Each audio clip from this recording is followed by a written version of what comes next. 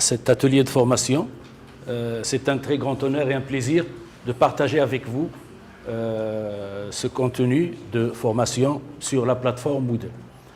Je m'appelle Ahmed El-Makarri, je suis chargé du Centre d'innovation pédagogique de l'université et je suis enseignant au département de linguistique, au département de français linguistique à la faculté des lettres et des sciences humaines. Je n'ai pas besoin de vous présenter c'est Hassan Louzgani, qui est un enseignant chercheur ici au département de biologie. Mais aujourd'hui, nous ne sommes pas là en tant qu'enseignants-chercheurs, mais plutôt en tant que formateurs. Je dis bien formateur, ça on le dit à chaque atelier. C'est Hassan, il est titulaire d'un master international en e-learning de l'Université de Genève. Et moi, je suis titulaire d'un DESS en technologie éducative de l'Université de Strasbourg. Simplement pour vous mettre dans le bain. Et c'est un plaisir pour nous donc de partager avec vous aujourd'hui. Alors l'objectif donc de cet atelier, comme on vous l'a dit, c'est essentiellement une prépédeutique, une initiation de base à la plateforme Moodle. Donc je vais essayer dans cette présentation de vous parler un petit peu, de faire une présentation, mais sans entrer vraiment dans le détail, parce que ce qui nous intéresse dans cet atelier, c'est le travail pratique. C'est pour ça qu'on l'a nommé une formation express. C'est-à-dire à la fin de cette formation, vous seriez capable, vous puissiez être capable de créer un cours ou bien un embryon de cours que vous allez enrichir par la suite. Ça, c'est l'objectif de base. Bien entendu, il y aura un travail sur la plateforme. On vous a créé un compte avec un espace de cours que vous allez après renommer selon le cours ou les cours que vous allez proposer à vos étudiants. Et moi et c'est Hassan, on va vous accompagner pas à pas pour créer des ressources, pour créer des activités sur la plateforme. Alors avant d'aborder cela, tout le monde est au courant, tout le monde le sait, nous avons tous vécu en tant qu'enseignants l'avènement de la pandémie au mois de mars dernier. C'était arrivé tout d'un coup et chaque établissement, chaque enseignant a été obligé d'improviser et de trouver le moyen d'assurer ce qu'on avait appelé en ce temps-là la continuité pédagogique. Bien sûr, cela ne s'est pas toujours bien passé, cela dépend de l'expérience de chacun, cela dépend des situations, des circonstances, mais ce qui est quand même sûr et certain, c'est que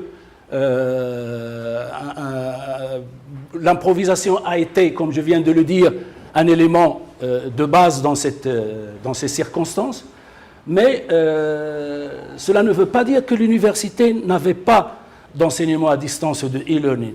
Cela fait presque 20 ans que l'université a des plateformes. Certaines institutions, notamment la faculté des sciences, avaient une plateforme Moodle, bien sûr qui fonctionnait essentiellement comme un dépotoir de PDF, mais ça existait. Mais dans d'autres établissements, il y avait des plateformes qui fonctionnaient avec des cours. Bien sûr, le tout se passait dans ce qu'on appelait la configuration hybride de blended learning, c'est-à-dire que le cours à distance était simplement là pour enrichir le cours présentiel. Avec la pandémie, on s'est retrouvé sans cours présentiel, il n'y avait plus que le recours au distanciel, ce qu'on appelle le distanciel, donc les cours à distance. Ce que beaucoup n'ont pas compris, bien sûr, il y a un certain nombre d'enseignants de votre faculté, des autres facultés, qui ont subi une formation. Nous avons organisé des MOOC, nous avons organisé des formations à distance pour le e-learning d'une manière générale. Mais beaucoup croient qu'au fait, le e-learning, ce sont Zoom ou bien Microsoft Teams ou bien des plateformes WhatsApp, etc. Ce qui est quand même sûr, c'est que ces plateformes-là ne sont pas des plateformes pour l'enseignement à distance. Ce sont des outils de communication, ce qu'on appelle de communication synchrone. On les utilise pour les visioconférences, etc. Mais en aucun cas, ils ne peuvent servir ou se substituer aux cours présentiels. Vous ne pouvez pas imaginer un étudiant qui va passer 5 ou 6 heures devant l'écran pour écouter un enseignant qui parle sur un plan statique. Tout d'abord, ce n'est pas pédagogique. Deuxièmement, il faut que cet étudiant possède une connexion Internet qui coûte de l'argent. Ce n'est pas quelque chose de gratuit. Et puis, il y a aussi l'ennui. Tout le monde sait qu'on ne peut pas rester devant l'écran pendant des heures. C'est pour cela que nous essayons depuis 20 ans maintenant d'attirer l'attention sur ce qu'on appelle les LMS ou les plateformes d'enseignement à distance qui constituent les vrais outils de e-learning ou les vrais outils d'enseignement à distance. Alors, parmi ces outils-là, il y a donc la plateforme Moodle. Alors je vais essayer de présenter donc cette plateforme d'une façon plus ou moins détaillée. Alors tout simplement, lorsqu'on parle de Moodle, lorsqu'on parle de Ganesha, Claroline, d'autres plateformes, Blackboard, WebCity, tout ça, ce sont des plateformes d'enseignement à distance qu'on appelle des LMS, ce qu'on appelle en anglais Learning Management System. Ce sont des systèmes d'apprentissage et de gestion de cours d'une manière générale. Alors dans le mot LMS, nous avons le learning, donc il y a l'apprentissage, puisque c'est la base au fait de toute plateforme qui permet à un étudiant d'apprendre à distance. Ensuite, management, il y a la gestion, c'est-à-dire que la plateforme aide à organiser au fait et à gérer des cours ou bien des formations en ligne avec des participants qui ne sont pas nécessairement dans le même lieu, comme c'est le cas d'un cours classique. Et ensuite, c'est un système, donc c'est un système informatique. Au fait, on peut dire qu'un LMS, c'est un gros logiciel qui sert à gérer les cours, à gérer les enseignements, à gérer les évaluations, etc. Donc voilà ce qu'on appelle essentiellement un Learning Management System, et Moodle fait partie de ces systèmes. Alors je vais vous dire pourquoi nous avons choisi Moodle, pourquoi tout le monde, dans le monde universitaire, a choisi Moodle qu'au lieu d'autres. On verra d'ailleurs qu'il y a plusieurs raisons. Alors, lorsqu'on parle d'une plateforme d'enseignement à distance, c'est tout simplement, comme j'ai dit, un espace virtuel dans lequel il y a des contenus, il y a des activités. Les contenus, c'est ce que l'enseignant propose, ça peut être des PDF, ça peut être des vidéos, ça peut être des fichiers de différentes sortes, etc. Mais surtout parce qu'un cours, comme vous le savez, ce n'est pas simplement un contenu. Vous ne pouvez pas donner à l'étudiant un PDF et lui dire « ça y est, c'est ça le cours ». Il faudrait l'accompagner et l'encourager à s'approprier ce contenu. C'est ça qui est le plus pertinent. Donc des activités, il y en a de 4 sortes sur la plateforme, n'importe quelle plateforme. Il y a les activités d'apprentissage qui va aider l'étudiant à apprendre. Il y a les activités de communication, comment l'étudiant va communiquer avec l'enseignant, mais également avec ses camarades. Ensuite, la collaboration, puisqu'on va voir que Moodle est sous-tendu par une philosophie pédagogique, c'est-à-dire c'est un outil basé sur la philosophie de socio-constructivisme, c'est-à-dire l'apprenant va apprendre en collaborant avec les autres. C'est ça, donc, il y a des outils de collaboration, mais également il y a les outils d'évaluation. Donc les QCM, les tests, les devoirs, etc.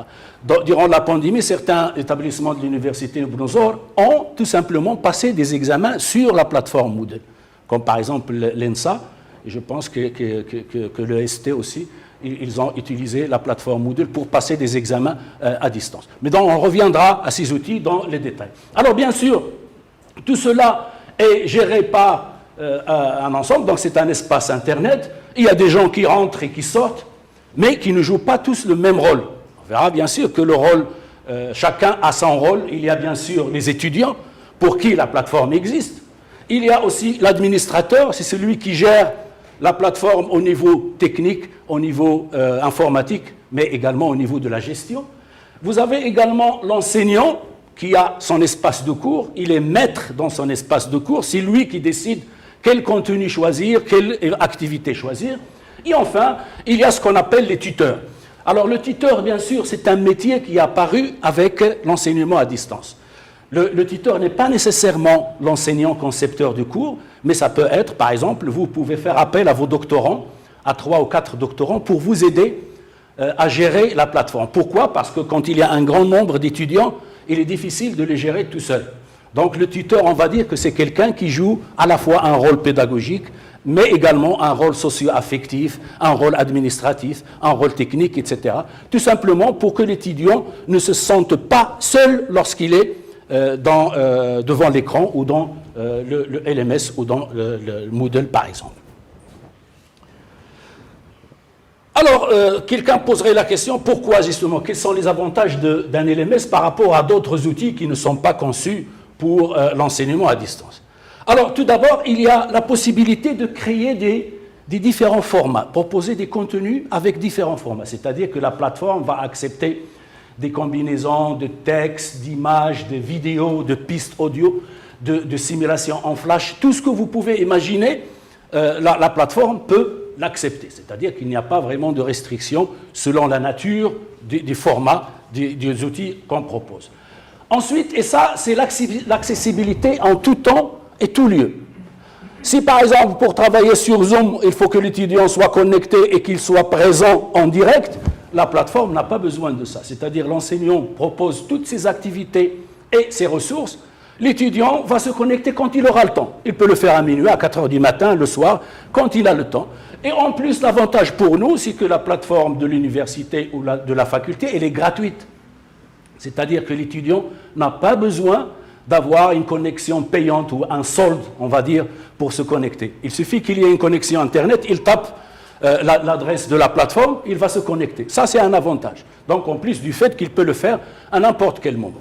Bien sûr, tout cela se fait avec la supervision de l'enseignant qui sait, lorsque vous travaillez sur une plateforme de type Moodle, vous savez à quelle heure l'étudiant s'est connecté, combien de temps il a passé, est-ce qu'il a lu un document, est-ce qu'il a fait un devoir, est-ce qu'il a fait un test. Et l'étudiant peut avoir le résultat du test sur place, c'est-à-dire, on va dire, un feedback immédiat avec les notes, un carnet de notes, etc. Donc on peut dire que la plateforme, c'est un univers dans lequel il y a tout.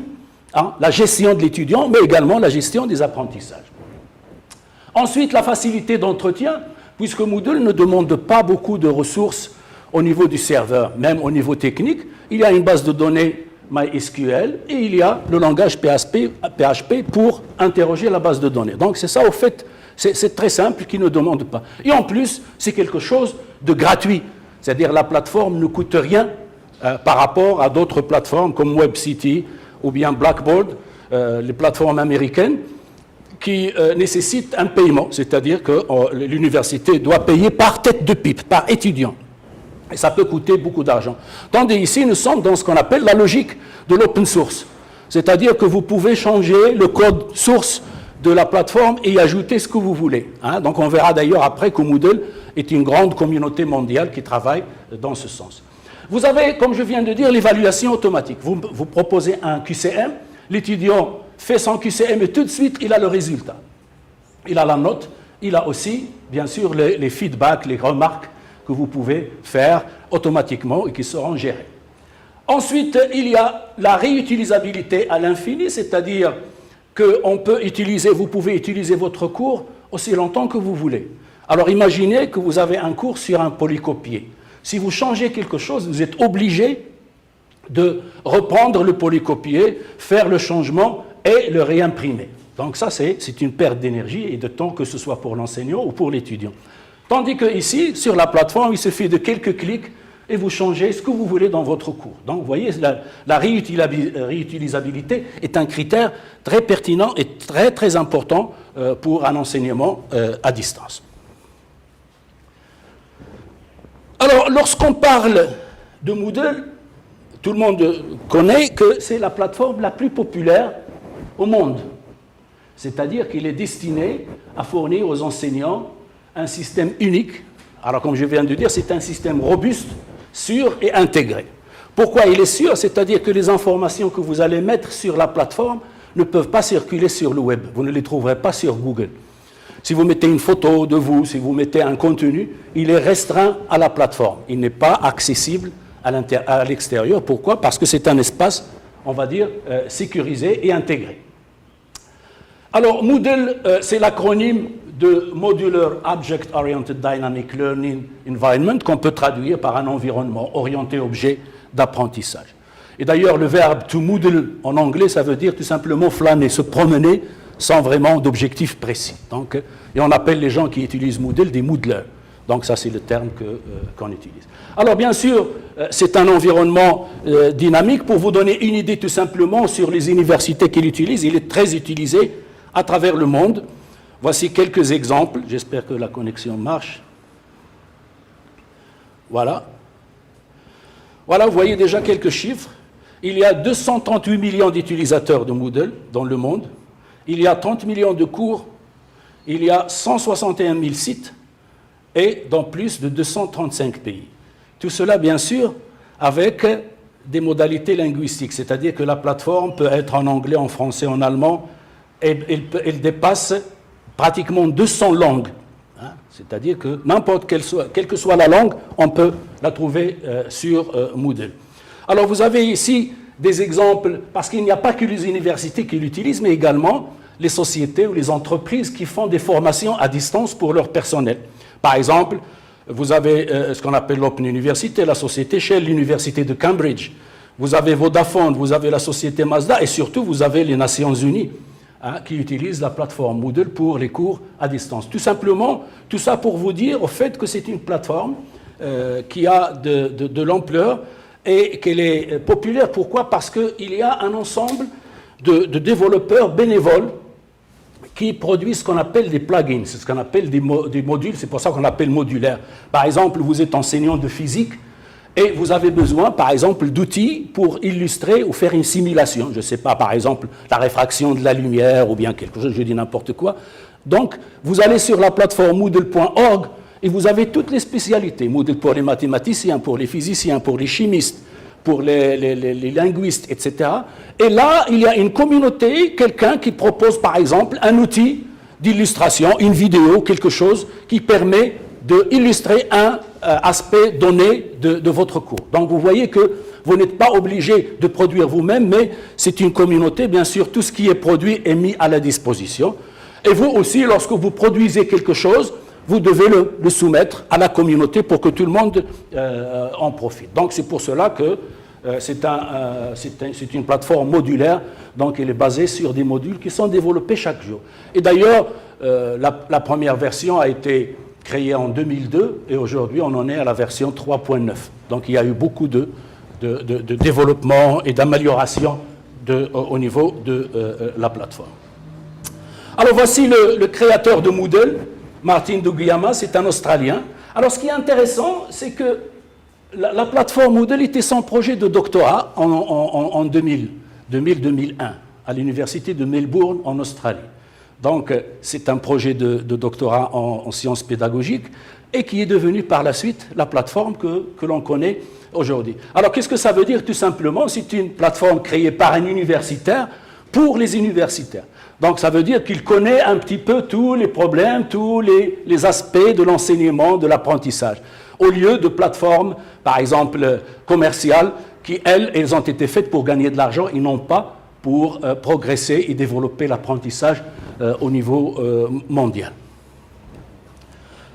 Si vous prenez par exemple la carte, il y a pratiquement des sites Moodle à travers le monde. Hein. C'est pour ça que j'ai dit qu'il y en a plus de 208 pays et d'universités qui utilisent. Tout simplement, j'essaie de vous dire que c'est le meilleur choix. Bien sûr, si quelqu'un veut utiliser une autre plateforme, il y en a d'autres, mais je vous le dis tout de suite, ils n'ont pas la même popularité, le même soutien que la plateforme Moodle et surtout la facilité d'utilisation, ce qui caractérise la plateforme Moodle. Alors, j'ai dit tout à l'heure que chaque plateforme est basée sur une philosophie pédagogique. La plateforme Moodle, elle est basée aussi sur une philosophie qu'on appelle le socio-constructivisme. Vous savez qu'il y a beaucoup de courants d'apprentissage, mais la plateforme Moodle, elle est basée sur le socio-constructivisme. Tout simplement, ce n'est pas vraiment une méthode ou bien une théorie de l'enseignement, mais c'est une philosophie d'une manière générale qui est basée sur la question suivante. Qu'est-ce que apprendre? C'est quoi, au fait, apprendre? Et aussi, comment les êtres humains apprennent-ils? Quand on dit comment les êtres humains, on peut englober tous les aspects, que ce soit les aspects philosophiques, informatiques, génétiques, etc. Donc tout ça, c'est la question que pose le socio-constructivisme. Alors on peut rapidement, on ne va pas entrer dans les détails de cette théorie pédagogique, tout simplement, elle est basée sur le fait qu'apprendre, c'est un processus interactif dans lequel les gens apprennent les uns des autres.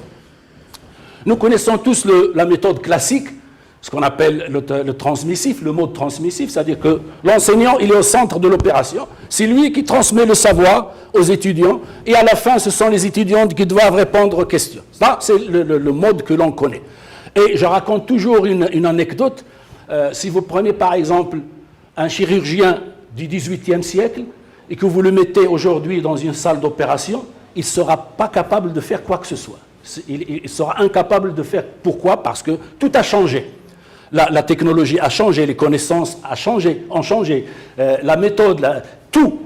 Mais si vous prenez un enseignant du XVIIIe siècle et que vous le mettiez dans une salle de cours aujourd'hui, rien n'a changé. Peut-être le tableau qui était noir, il est devenu blanc. C'est-à-dire que, pour vous dire que notre métier n'a pas beaucoup évolué à travers l'histoire. Nous avons toujours continué à utiliser les mêmes méthodes, la transmission, le savoir, les examens, etc. Tandis qu'on a omis un aspect important, c'est que les apprenants progressent plus vite lorsqu'ils apprennent entre eux, lorsqu'il y a un échange, lorsqu'il y a une collaboration, un travail collaboratif. C'est ça, en fait, la base de la philosophie dite du socio-constructivisme. Alors, rapidement, il y a d'abord l'aspect cognitif, donc l'apprentissage vraiment au niveau du cerveau, donc des situations problèmes, des tâches, des résolutions, des constructions. Lorsque vous proposez une situation problème, l'apprenant va faire travailler son cerveau, mais également va faire appel à ses camarades pour pouvoir résoudre telle ou telle situation. Ensuite, il y a l'aspect affectif, il y a la motivation, c'est-à-dire, c'est la motivation, selon cette théorie, qui conditionne le comportement des apprentissages. Par exemple, les émotions, les sentiments, les attitudes, les croyances, tout ça fait partie également du processus d'apprendre. Et enfin, il y a la dimension sociale, ce qu'on appelle l'interactivité, la collaboration, l'échange professeur-enseignant et apprenant-apprenant. Nous savons tous que dans nos cours classiques, vous n'avez pas toujours le temps de répondre aux questions des étudiants. C'est-à-dire à la fin du cours, il y a des étudiants qui posent des questions, mais c'est toujours 3 ou 4, on n'a jamais le temps entre 2 cours pour pouvoir faire cela. Tandis que ces environnements, on va voir que Moodle propose beaucoup de possibilités à l'étudiant. Il y a les forums, il y a les wikis, il y a les différents outils de collaboration qui offrent quand même des possibilités énormes pour l'enseignement-apprentissage. Alors, lorsqu'on parle de Moodle, on parle de cours à distance, de cours en ligne. Au fait, le cours à distance n'est pas nécessairement un cours en ligne, parce qu'on mélange un petit peu entre un cours à distance et un cours en ligne. Pourquoi? Tout simplement parce que les cours à distance existaient bien avant Internet. Vous vous souvenez des cours par correspondance, hein, lorsque on reçoit les cours par courrier postal, on répond, on fait les exercices, on les envoie. Ça existait depuis longtemps. Hein. Mais le cours en ligne est apparu avec Internet, c'est-à-dire que c'est un cours, au fait, à distance, mais qui est basé sur les outils du web, que ce soit donc les plateformes, que ce soit le YouTube, que ce soit n'importe quel outil, donc peut être utilisé dans le cadre de ce qu'on appelle un cours en ligne. Alors aujourd'hui, bien sûr, les cours en ligne ont évolué, ce n'est plus le cours classique. Vous connaissez aujourd'hui, il y a les MOOC, il y a les SPOOC, qui sont des environnements conçus pour des milliers d'étudiants, non pas seulement toutes les universités mondiales, les grandes universités ont créé des MOOC pour 5 000, 10 000, voire 100 000 étudiants pour dispenser le savoir d'une manière générale. Et pendant la pandémie, ces cours se sont multipliés et ont connu des évolutions tout à fait remarquables. Donc, on peut dire qu'au fait, ces cours peuvent être entièrement à distance. Il y a des cours comme les MOOC qui sont complètement à distance, c'est-à-dire que l'enseignant, il est là juste pour contrôler. Mais il y a aussi ce qu'on appelle les formations hybrides, comme je viens de le dire, donc les blended learning, comme ce que nous faisons nous, c'est-à-dire vous ne pouvez pas imaginer qu'un cours en ligne va remplacer votre cours, que ce soit dans le TP, le TD ou à l'amphi. Donc on peut dire au fait que le cours en ligne, chez nous, il est utilisé comme support au cours présentiel. Bien sûr, aujourd'hui, avec la pandémie, on l'utilise justement pour pouvoir assurer, que j'ai appelé tout à l'heure, la continuité pédagogique. Alors, bien sûr, ces cours à distance peuvent être asynchrones, c'est-à-dire comme sur la plateforme Moodle, comme j'ai dit tout à l'heure, l'étudiant va se connecter quand il aura le temps et quand il voudra, mais la modalité synchrone, c'est, elle fait référence à des cours à distance en temps réel, comme par exemple lorsque vous faites un cours sur Zoom, ou bien sur Microsoft Teams, ou sur Google Meet. Ça, ce sont des cours qui ressemblent un petit peu à des visioconférences. Donc, ce sont des cours synchrones en temps réel. Donc, il faut faire la distance. Mais sur Moodle, vous avez également la possibilité d'utiliser un cours synchrone. Vous avez un outil qui s'appelle Big Blue Button, qui est un outil de Moodle, qui vous permet de faire une visioconférence comme vous le faites avec Zoom ou avec Microsoft Teams, sauf qu'il est gratuit, c'est-à-dire il n'y a pas de restriction. Si vous allez sur Zoom, il va vous demander de l'argent, il va vous demander des restrictions, vous ne pouvez pas dépasser 100 ou bien 40 ou bien, enfin je ne sais pas exactement. Mais moi je préfère plutôt des outils qui sont open source et qui sont gratuits et accessibles à tout le monde. Voilà, donc je m'arrête là. J'ai essayé dans cette présentation simplement de mettre l'accent sur les points les plus importants. J'ai parlé de LMS, que c'est qu'un LMS. J'ai parlé de Moodle en tant que plateforme, ses composants, pourquoi il est utile d'utiliser un LMS, et enfin quelques éléments qui vous permettront de progresser dans votre cours. Voilà donc ce que j'avais à dire très rapidement. Alors s'il y a des questions ou des remarques, vous pouvez toujours intervenir.